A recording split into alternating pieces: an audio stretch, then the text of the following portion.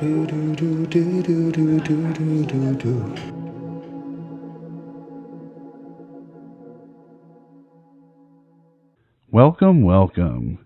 to the Red Bean Podcast. I'm your host, Mr. Toad. And I'm Dr. Frog. And we're going to be talking about Lady Ballers. Lady Ballers. There we go. What did you think? This is actually, it was kind of my idea. Because what happened was, I've been so starved for a comedy. Something funny to lighten up the year. I swear, it's been like years and years since I've actually seen a comedy. So political. I know. Yeah. It's a crime to make people laugh. It's a crime. It's a crime. Can't make people laugh anymore. Although you get sent down to HR. So. I know. You're just going to get fired and then censored, and then you can't work again. And you have to live under an overpass. Yeah. Or you live out in the swamp like we do. Or become a professional women's basketball player. There you go. That's always a backup plan. That's always a good backup plan. But, I mean, I think this is an okay comedy. I think they're definitely speaking to their audience, as you can get on Dailywire. So, you know, I think there were some relatable jokes as well that I think all people could laugh at. But, you know, I do see that there was kind of one or two jokes that were just kind of repackaged in different ways. No pun intended, because of the amount of slam dunks and male genitalia in people's faces that were shown over and over and over. But, you know, they kind of... there's a little bit more of a man is pretending to be a woman, haha. There was a little bit of absurdity. The comedy was trying to point out an absurdity rather than necessarily make a comment. I think what made it, what I liked about it was it brought me back to the 1990s and 2000s. This movie could have been made in 2000, which I actually think is what I find even more fascinating about this movie, even beyond its creation, but sure. The fact that Jeremy Boring, who is the CEO of Dailywire, he was also Coach Rob Gibson as the main character. He's the CEO. He's also the CEO. But what was interesting is when you hear interviews from him, he was basically saying, we try to hire actors to be in our movie, and no one could touch the movie. He's going to be blacklisted, and I noticed that too. It was the first time for a lot of actors, including the on-screen daughter, who's 8, but also I noticed there were a lot of sort of celebrity YouTubers who might not have acting careers. So, for example, the actual Ballers, if you want to read out Jake and Brian. Yeah, you had Alex Cruz. There's a guy, David Cohn, I believe. So David Cohn. People, I actually have watched these three for a few years. I don't know if you've watched them regularly. No. They do sports commentary on SEC football. That's hilarious. So they analyze like Georgia and Alabama and LSU and how are they doing this season. They do kind of in-depth SEC sports commentary. And so I was surprised to see those three, let alone them representing themselves in the movie. I was like, whoa, I've just been watching these people for their SEC takes. But here they are in the movie, and I think they did a great job of being sports fans. And, you know, you could tell that the lines were delivered from non-professional actors, but, you know, it was a lot of fun. Some of the fun that I most had was seeing Brett Cooper and Michael Knowles, I think, as the sports commentators.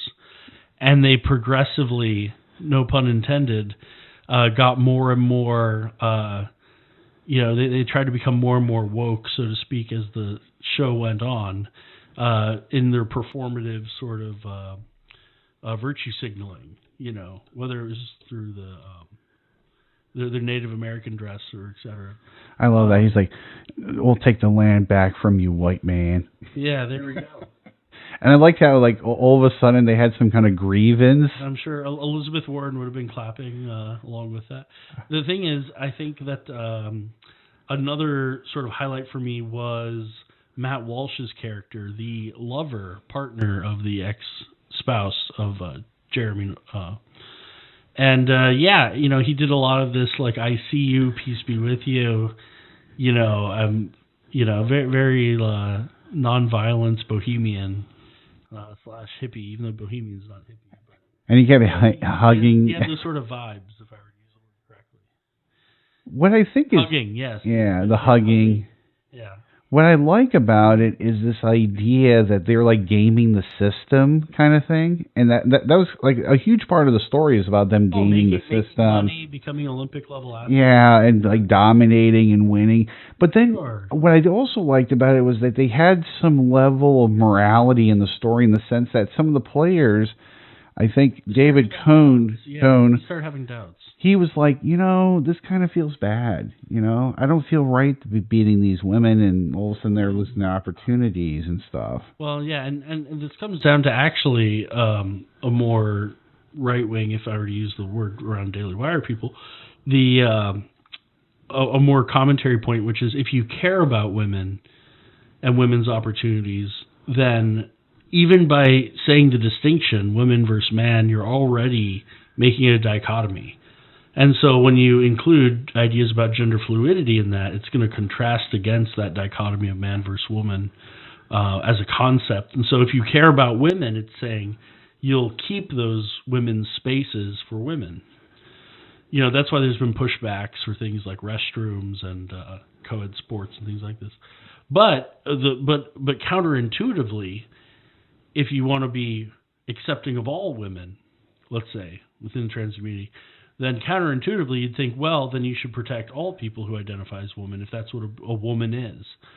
I think one solution to this that nobody has talked about is if we're going to distinguish between, let's say, biologically born female versus being a woman, then rather than just call it women's sports, why wouldn't they call it biologically female sports? And for some reason, I noticed that women that I've talked to, both in on either side, let's say, of the debate, both seem to resist that kind of clinical language being used. I personally, and I've always wondered why the pushback, because people wouldn't counterintuitively, people would get, so to speak, the sort of acceptance that they wanted out of that sport. But I mean, the idea is, if you identify as a woman but you were born as a biological male, then what you might not feel included or something would be the counter argument, probably. I think personally, to solve this whole entire trans thing issue is, I think we should just have a league for trans, and then a league for women, and a league for men. Well, another solution might be, and I'm just spitballing it, I guess, which isn't the best, but if men supposedly have maybe 18 times as much testosterone, why not draw a line in the middle of the testosterone amount and estrogen amount or something like this, and say, look, there's a league for if you have over blah blah blah amount of testosterone, and there's a league if you have under blah blah blah, and maybe there's a range in the middle where it's, if someone's in the middle of transitioning, it's flexible. But why not use some biological indicator to separate the leagues rather than identifiers using language? Sure. Because language, as Wittgenstein would point out, is there's going to be a translation error anyway. There's going to be multiple definitions. Why are we interpretation? Why are we using a word, which is a rudimentary tool that we have? Why are we using this as an indicator to segregate ourselves in that way with sports? Why wouldn't we use biological markers? That's true. Yeah. And it would solve everything clearly, and no one would be offended. People would just say, oh, okay, this is what, So in wrestling, for example, nowadays, it wasn't back in my day, but nowadays you're actually prohibited from losing a certain amount of weight from your natural body weight. Oh, yep. You're not cutting back like they used to. You cannot. Yeah, they tell you from middle school through high school, and I don't think they do this in college, but they tell you how much you can lose and in what classes you're allowed to participate in. So I can't drop like I used to, actually, 60 pounds. Yeah. And be in the super lightweight one, because what you want to do is be the strongest person at the lightest weight. But you can't nowadays drop 60 pounds and perform at that lower weight. I mean, you could back in my day, and boy, did I do it. And I was undefeated for 2 years, and I had a wonderful scholarship and did very well at a highly competitive Division I university. It probably wasn't that healthy to lose that much weight in such a short period of time. Well, the most amount I've lost is 17 pounds in like 2 days. Okay. Yeah. Yeah, very, very unhealthy. But the point is, if you don't want that to happen, that's what you do. You set up these biologic markers of what, So even if I wanted to compete at a lower class, even if I weighed that amount and I changed my body in an unhealthy way to be at that amount, I wouldn't be able to participate in it because they told you what the range is, right? And similarly, I think that could solve this issue. But if we talk about men and women's sports, we're just going to be talking with these concepts that are bouncing at each other. Yeah. One of the things I would probably say is for a movie like this, though, if you need like something funny, if you want like a schlucky kind of a little bit of absurdity. When you have 4 basketball players playing against the little elementary school kids. Because someone's transageism or something, it's... That's what I'm talking about. Again, they keep playing on the absurdity of this. Well, isn't this ridiculous? Who would want this, fully grown person to compete against kids? And I love it because the characters themselves really play into being women on the field. We have even someone... They have a sort of purity test. They have to have a purity test. They have to show that, hey, I'm going to walk around with a pink dress on or something. Which to me is indifferent. If someone could be gender fluid and identify one way 1 second, one way the next second. If it's about identification, wouldn't you just only care about identifying during the sport? And then off the thing, you can say, oh, no, I identify as a guy now and just go back to regular things. And then just only care about identifying during the actual performance. What's the part that you thought was the funniest in this movie? Well, the funniest, I thought, was when... So there are 2 scenes, I guess. One was the short appearance of Ben Shapiro. I didn't think he'd make an appearance. Oh, that was hilarious. And he used a line that has a double meaning. He was the referee, and he was like, look, I'm just paid to be here. I don't care who wins or loses. And I think that it's not just a commentary on the people overseeing the integrity of the sport, right? Yeah. But it's also... It has a double meaning of him... saying, look, I'm just like making an appearance in this movie because it's part of my job and I'm hired by Dailywire, right? Or it could mean, as a referee, he's not going to judge either or. And so I think it's cool that it had that double meaning. He made a little appearance. At the end, not to spoil too much, but when the daughter and her team walked on, and the tall, imposing other team, let the kids score a couple points. I thought, oh, this is going to be one of those Disney endings. It kind of feels good. Yeah, good. Disney ending, and you're like, oh, they're going to let the kids win. So the kids, it's made for the kids. This is a spoiler alert, by the way. We're going to spoiler. And then at the end, it's like, well, no, they lost like 190 to 60. It was totally blowout. That was one of the few moments where there was really good, comedy for me. Have you heard of the incongruity theory of humor? Noel Carroll originally coined this. No, go ahead. In his book called Art in 3 Dimensions. Okay. From 2010. Chapter 16 in that book was called On Humor. And he posited, after going through a lot of different arguments about what constitutes humor, he posited that what makes something funny is the setup of the joke, let's say, is you presenting a reality to the audience. And then the punchline, so to speak, is when the reality you're presenting doesn't match up with what's being described. And you realize that the reality you assumed isn't the reality of what's happening. And that's, I think, the middle punchline part of why something's humorous, and we laugh because of it. If you look at Mitch Hedberg jokes, or, who's that other guy that Mitch Hedberg steals jokes from? He's from the 80s. He has a really dry, like Stephen Wright. I think Mitch Hedberg stole some Stephen Wright jokes. But, their one-line deliveries will show you exactly that kind of comedy. They'll say, I live at the end of a one-way dead-end street. And that shows you, like, it's a one-way dead-end street, so there's no exit. And you live at the end of it, so there's only one way to go. You can't escape it, right? You can't escape Another is, I took my girlfriend to the planetarium, and we sat on the roof and looked at the stars. There we go. There we go. So the incongruity is you go to a planetarium to look at the stars. But that's not what it means to go to the planetarium and look at the stars. It means you're supposed to sit down inside the planetarium and look at the stars. But you're not supposed to sit on the roof of the planetarium and, with your eyes look at the stars. They want to see the artificial stars, not the real stars. What is it? Mitch Hedberg said, I don't get why they block off escalators when they break down. They shouldn't say broken escalator. They should just say escalator now stairs. Or if you get a humidifier and dehumidifier, put them in the same room and see who wins. That's right. There's some absurdity to it, but you see the incongruity. So I think that joke at the end, where they set it up visually, saying, look, the kids are going to win, they're scoring points, they're coming back. They use those montages,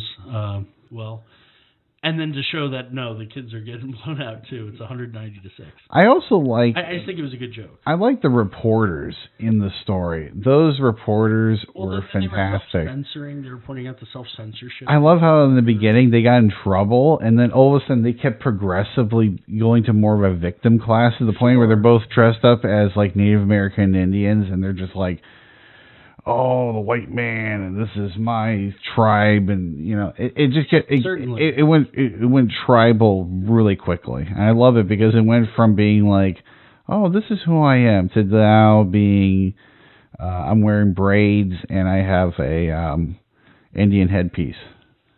Well, yeah, I mean, so there's a lot of performative acts of virtue signaling and that sort of thing. The acceleration. It's more popular in Canada, I've noticed, than the United States. But one is first land ownership recognition. So before any event, whether it's a sporting event or civic event, there has to be an acknowledgement. This land was originally the tribe of the Blackfeet, and if you're in Oklahoma, let's say, or Cherokee, I guess, is pretty popular. So the point is you acknowledge the peoples that lived there prior to the imperialization, the colonial imperial taking over of that land. Which, I think it's okay to recognize it for historical things. But not make it a national identity. There seems to be a self-flagellation with we did something wrong and we shouldn't have. I think that a lot of those people, if you put them back in the old days, heading westward, I think they would probably plant trees and build a house and live. I don't think they would care about the performative thing anymore.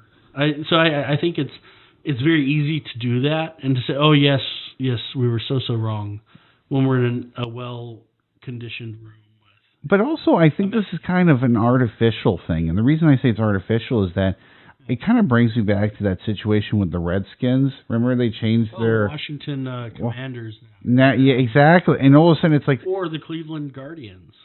Originally Cleveland Indians. I know, that's my whole thing. It's like, and then the Indians. Chief Wahoo, the symbol of Chief Wahoo. Yeah, and they even said, "What's wrong with this symbol?" And the Native American Indians picked that symbol for their own stuff. Oh, for the Washington. Yeah.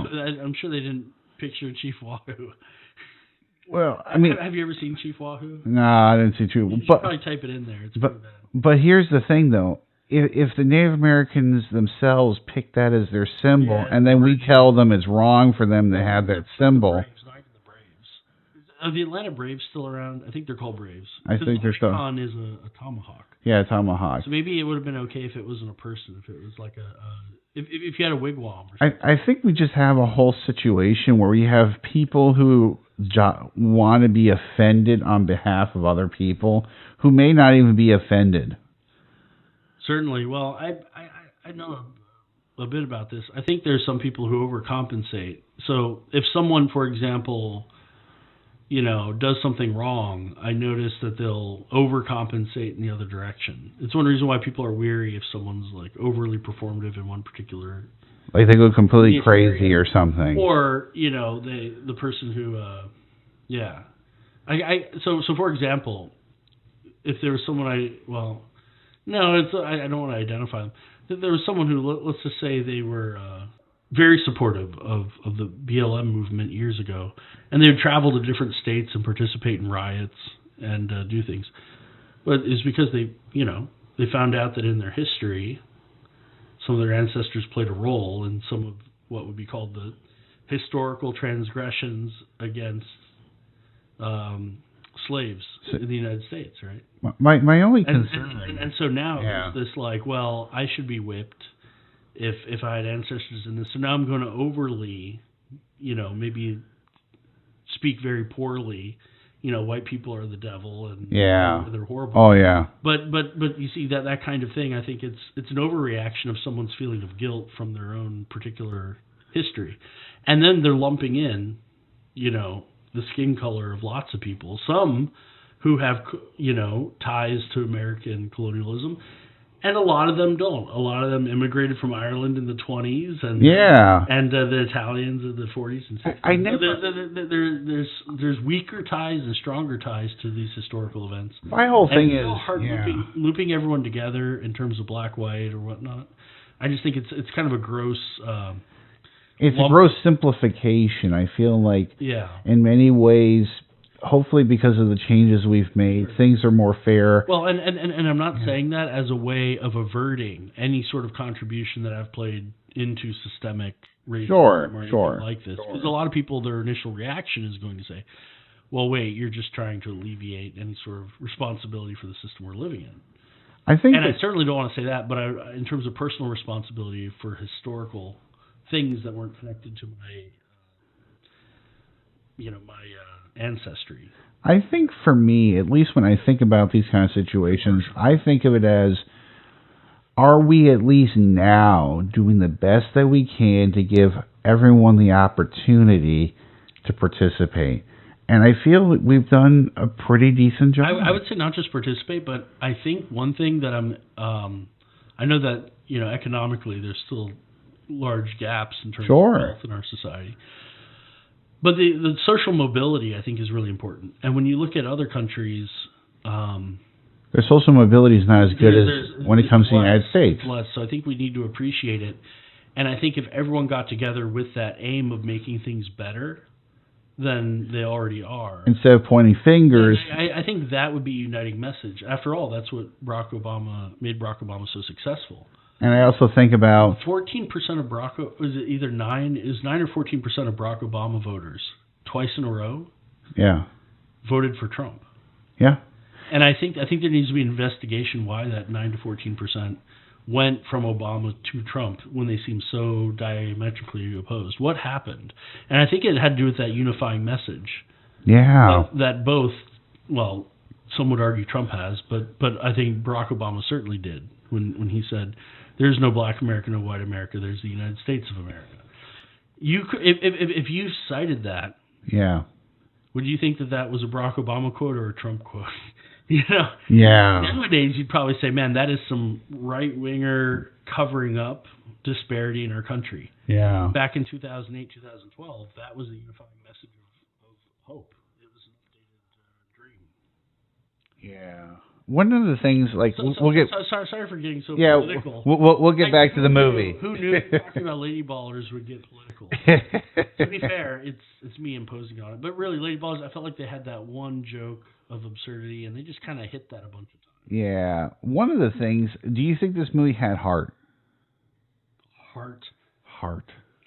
Well, they had stars and horseshoes, clovers and balloons. There you go. They did have that. Yeah, that's Lucky Charms. But to be fair, our family never had Lucky Charms. But I did like this idea of the coach being like this washed up They had a backstory. It was very quickly, it was done. I felt like it dragged on a little bit even.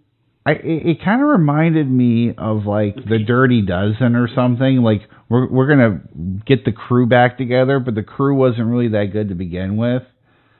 They were state or champions. Well, didn't they? They didn't make it. Yeah, they didn't make it, and that's the reason why. So that's why they're seeing. He's like, "Hey, man, let's get the team back together again." I felt like it wouldn't have been as impactful if they were champions, because then they would be doing pretty well, and it would just be like, "Hey, let's just exploit this loophole." Because they needed the money. And I believe even the first time that the man pretended to be a woman, it was like it was a fluke. Mm-hmm. They showed up to the track event. The guy was going to go as a guy. Yep. Or no, he's going as a woman. No, he accidentally wore his clothes from the restaurant he worked at. I didn't think he knew that he still had them on, and he thought he was being signed up as a guy. It wasn't until the woman who was signing them up, after punching the guy, said, "Oh, wait, you're signing up in the women's division." And he said, "Oh, yeah, sure." And then he And he didn't realize he had his hair on, so to speak. Oh, I loved it because she was like, "Oh, if he's straight, he can compete, no problem." Like she was the lady. She was afraid of getting. Like I think she was more like an ally, kind of like overly, like jumping in there. Well, the thing that this film kept hitting was that a lot of the bystanders are just paralyzed by fear to say anything. People are not only paralyzed by fear, but I do believe there are some in them that get a certain enjoyment or satisfaction by pushing this thing. Well, if they're opportunists, I suppose. I mean, if they find a good way to... I think career-wise, it wasn't the newscasters, but it was someone else who worked in the station who was going to get ahead by using it. I can't remember her, yes. So she really leaned in on it heavy in order to... exploit it in a way where she could become famous. Get ahead. And that's one of the things that I liked about the movie. It was that, one, it had a plot. Sure. A lot of movies don't have any plot. I don't know about that. I mean, I don't know what kind of movies you're watching. But, I mean, at least the cable... Well, watch some of the Disney things. At least the cable needs fixing. And then Big Lebowski, right? Yeah. I'm thinking, so you'll never guess what happens next. And Jeffrey Lebowski says, or the dude, he says, well, he fixes the cable. That's one of my favorite lines. Nice. What I like about this film is that, unfortunately, it's a movie that is so hard to be made. You know, it's impossible now, it feels like. Yeah, and it has to be made for the right audience. You know, and even the jokes, I felt like they were pulling punches. What I liked about it was the acting was pretty good, I thought. The other thing that I felt was a shame that, and this is just because of the nature of what we're living through right now, is that this movie could not be played in movie theaters at all. Really? That's what Jeremy Boring said. Jeremy Boring said, we tried to put this in the movie theater, and everyone, when they looked at it, they said, no, we can't put this in the movie theater. He said, why? He's like, we just can't do that, man. When it talks about trans people or anything like that. The worry is that there's going to be a lawsuit for an incitement of violence. Either that or they're saying words are violence. Well, yeah, so the movie is doing violence to that particular community. That's a concern, yeah. Yeah, and... which I think is crazy because they kind of violates the First Amendment to some degree. Well, you know... This is freedom of expression. The thing about it is there's no immediate call to violence. No. And someone who, let's say they react to the movie and are offended and then cause violence from that. For some people, they'll just say, look, violence is violence and that's it. I actually think it has to be like an imminent threat or something like this. If somebody acts, violent and childish, in my opinion, then I think that reaction needs to be treated as if not as a sign that an injustice has occurred, but rather that it's the person who's responsible for their own body and behavior. I think it has to be specific. Like calling out a particular person. Yeah, you have to have a name and location and time. So maybe, there was I think a Dylan Mulvaney reference in it. So yeah. You can prove harm.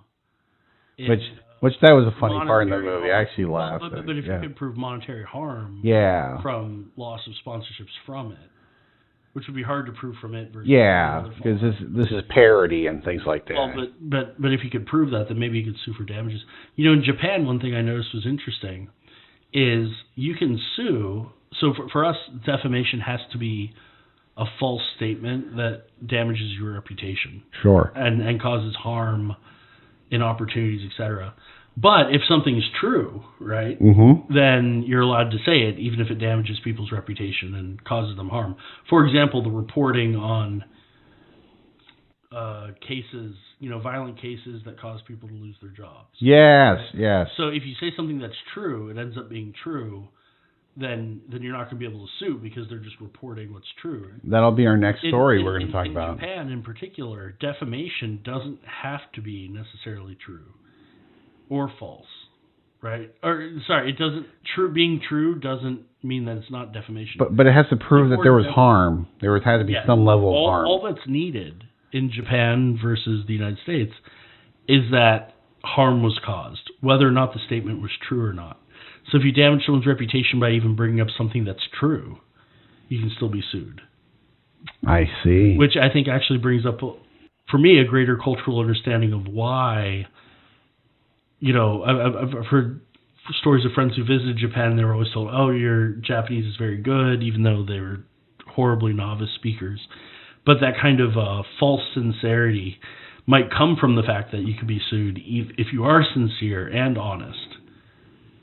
I see. And still damage reputations. So that's also why something like this movie could maybe uniquely be made in the United States if they could argue that they're being authentic and not inciting violence.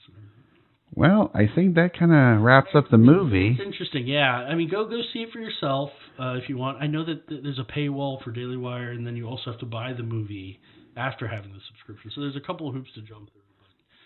But, my Rotten Tomatoes gives us 91%. I think that's a little bit higher than I expected, to be honest. And they got a 50% by our Tomatoes trusty movie reviewers, which doesn't surprise me. Distribution, not just the score, but the distribution. Here's the thing, though. A movie like this, almost impossible to be made without someone like Dailywire. Yeah. I would say out of 1 out of 10, 1, don't check it out. 10, I think it's amazing. I would probably put this around a 6.5, 7. Out of 10, I give it a 4.5. You see, I'm more generous. No, I'll give it a 4. Okay. I was getting 6.5, 7. And the reason I say it is that although this is kind of like a 1990s, 2000s silly sports movie, we just can't get those anymore. And the reason I'm giving it a fairly higher score than maybe some other people have on the online and of course my co-host here, is that I really appreciate it when people take risks. Because a movie like this, just like Jeremy Bourne was saying, he was like, even actors who had been canceled, when they looked at the script, they're like, oh yeah, I love this. And they looked at it and they said, no, this is too much. Yeah. I can't do it. I can't touch this movie. I still need to have an income. I just can't couch surf for the rest of my life. Yeah. Well, I mean, honestly, the 4 that I gave it. Sure. I think that's charitable, and I would have given it a worse grade if it wasn't on, if it didn't have those comedic properties. Yeah, and I think it would have gotten a higher score had it been in the movie theaters. Had it been, I felt like I would have scored it higher if it didn't feel like it was holding back. I felt like it kept its joke to one-dimensional points. But it's because it didn't want to get overcomplicated. You wanted to keep it light, so it didn't. It just made one absurd. The only thing that kind of bothered me is I feel like this movie was 30 minutes longer than it should have been. Yeah, I think it kind of dragged a little bit towards. Was it 2.5 hours? Yeah. I think it should have been an hour and a half. Yeah, it should have been a lot shorter. That's the only reason I was thinking of making it a 3.5. I'll give it a 4. And I'll give it a 7. I'm pretty loving, I give a lot of lines out, and so a 4. I'm 4 out of 10. I think is, I didn't necessarily waste my time watching it. No, and it's one of those movies that I would suggest, if you have a few friends over, you have some pizza, you want something to sit on the couch, laugh a little bit, nothing serious to think about. This is definitely up your alley. What would you say if you were going to suggest to watch this movie? What would you say is the highlight that you liked? I'd say the highlight is, Matt Walsh's character, the relationship angle, and just seeing some funny montages, I guess. There you go. The absurdity of it. Maybe. The absurdity. Alrighty, I think that'll wrap up for our movie review of Lady Ballers. This is the Red Bean Podcast. I'm your host, Mr. Toad. Dr. Frog. And I hope you guys have a wonderful day, and we'll see you soon.